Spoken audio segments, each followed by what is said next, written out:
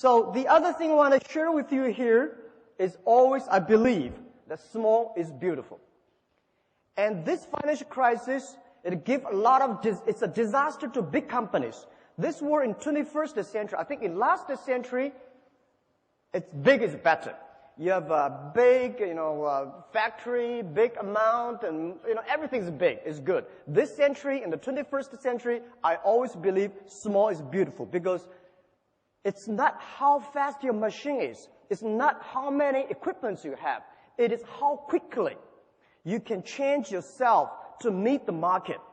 Because the information time, internet, technology make a difference. So the world IT in the last century is designed for manufacture. And this century, IT is designed to help the consumers. So I think this is a disaster for big companies, century disaster for big companies, but it is a great opportunity for small business. For this financial crisis, we see a lot of big companies we never thought they would die. AIG, to me, it's like empire. How could that happen? Right? All the big car companies which we respect, we always want to be there. But today they all died. And let's look at the SMEs.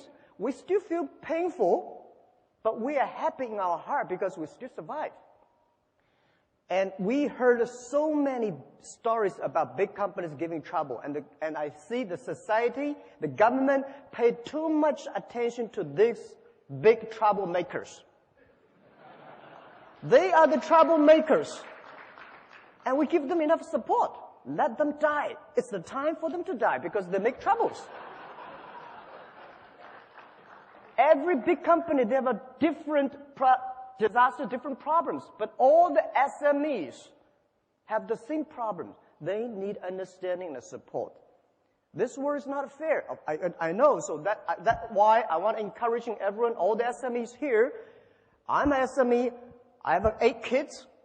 I'm still an SME. I still believe I'm small because when I'm small, I know I can be big. And I hate to be big, unfortunately. When I was a small company, only have 10, 20 people, I feel so excited. Well, I can call every employee's names, and I know everything I want to change. I can change it within half a minute. Now, terrible.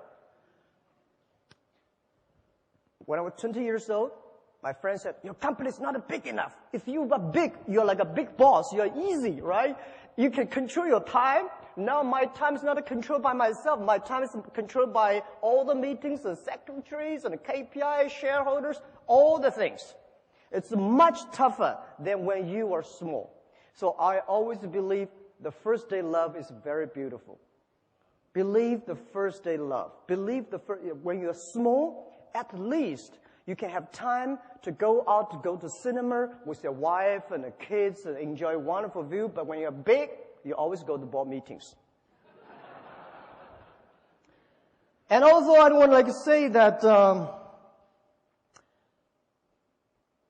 I give you some today. I come here. People say, Jack, you did not prepare. Why you don't have a PPT? I never prepared PPT. I'm not good at the technology. I was trained to be a high school teacher. And the only thing I can know about a computer, funny thing is I'm running one of the biggest e-commerce companies in China, maybe in the world, but I know nothing about computer. The only thing I can know about computer is send, receive, email, and browse. That's it. Because I always say technology for people not working for technology. But today I come here as an entrepreneur, I'm prepared every day. I'm not prepared for the PPT because every time when I use PPT, something wrong, I cannot use it. So I come here to tell you my own experience. I want to share with you, as an 8 kids father, what I did when I have trouble.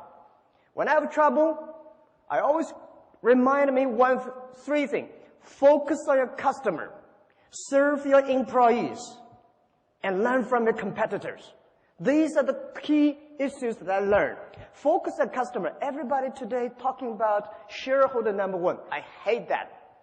I think it's always customer number 1. It's the customer give you the money. It's the customer give you the innovations. It's the customer that make you happy. Because Year 1999 and year 2000, when internet bubble burst, we cannot get any money, we do not have revenues, we have nothing, but every day what I encouraged me go on was a letter of thanks and emails from my customers. Say, Jack, Alibaba, keep on, because you helped us. Someday we will help you. That's the dream I had. So today, when you believe shareholder number one, you only think about making numbers. You only think about revenues. You only think about how can make your stock market go up. And I let you know, no shareholders can be trusted. I tell you the truth. Well, our shares stock price, 2 years ago we listed at 13.5 Hong Kong dollars. Before that listing day, a lot of shareholders come and say, Jack, we're long-term shareholders. Please give us more shares. We'll keep it. When the financial crisis time came, the day we IPO 13.45, we went up to $40 without doing anything good with 24 hours. And then the financial crisis came, $40 to $3 without doing anything bad. They all gone. Most of the shareholders, they're share traders. How can you trust on them? So rely on customers, because the customers stay with you. Customers grow up with you. Customers give you the money, give you the hope, give you the support. So focus on customer. And second is rely and serve your employees. It's your employee, it's your team that make the difference. That the employees, that make all the dreams realized. If we say, well, we have so many problems, and big companies have a problem in getting the innovations, how to make things happen. Well, because they did not listen to the employees. They focus too much on the shareholders. The shareholders, well, they give you this idea, that idea, and when you really do that idea, they're gone. And they change all the time, but your employees stay with you. I remember the tough days. It was so difficult, year 2002 or 2001. There's only one group of people that stay with me. That's my colleagues.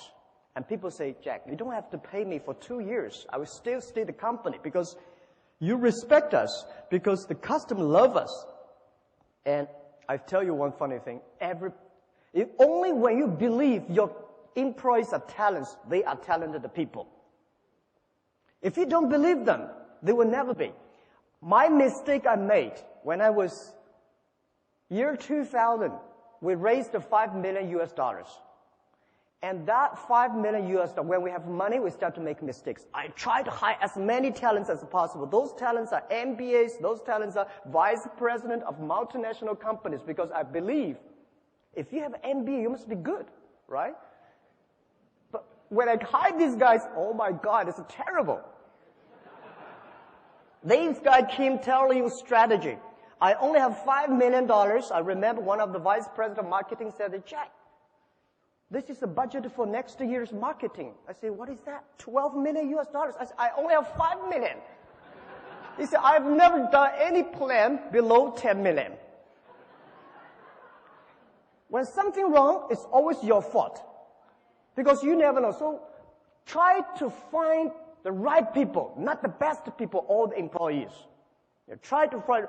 So if you try to hire great people in your own company, which your company is not good enough at that time, just like a poor Boeing 7, if you want to put a Boeing 747 into a poor tractor, when that grows, your tractor never fly into pieces.